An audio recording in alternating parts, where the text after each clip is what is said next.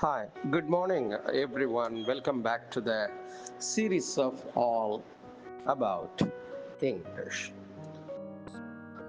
பேங்லோசியன் அப்படின்னு ஒரு வார்த்தை.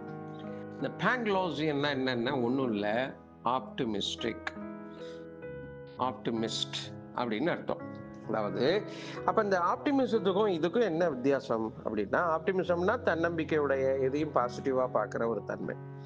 இந்த பேங்லோசியன் அப்படின்னா யாரா இருப்பாங்க? அவங்க என்ன கண்மூடித்தனமா எல்லாம் நல்லா தான் இருக்கு, இப்ப என்ன தப்பா இருக்கு, எல்லாம் நல்லா தான் இருக்கு அப்படின்னு கண்மூடித்தனமாக ஆப்டிமிஸ்டிக்கா பேசுறாங்கல்ல, அதனுடைய நல்லது கெட்டதை ப்ராஸ் அண்ட் கான்ஸை திங்க் பண்ணாம பேசுறவங்களுக்கு பேங்லோசியன் பேரு.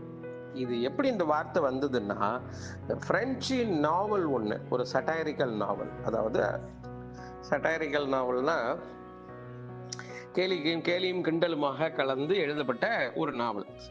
அந்த நாவல்ல ஒரு வரக்கூடிய ஒரு கேரக்டர் பேர் வந்து டாக்டர் பேங்லோசியன். அவரு இப்படிதான் முட்டாள்தனமா எல்லாம் கரெக்டாக தான் இருக்கு, சூப்பரா இருக்கு அப்படின்னு சொல்லிக்கிட்டே இருப்பார்.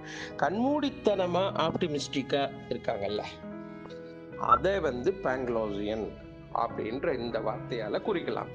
He has a Panglossian view of the global economy, ignoring all the warning signs.